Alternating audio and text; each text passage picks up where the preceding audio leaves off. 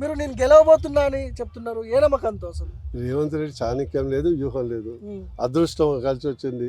కేసీఆర్ మీద ప్రజలు కోపంతో కాంగ్రెస్కి ఓటు వేయడం జరిగింది.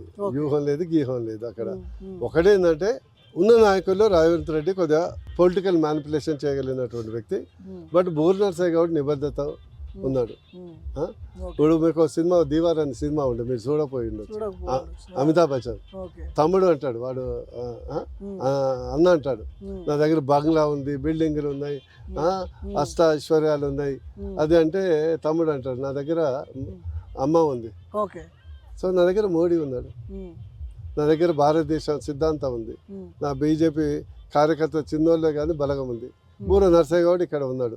నేను అభిమన్యుడు కాదు, అర్జునుడిని. ఇప్పుడు మిమ్మల్ని చూసి ఓటేయాలా ప్రజలు, మోడీని చూసి ఓటేయాలా? ఇద్దరిని, మోడీ ఫస్ట్, తర్వాత బూరా.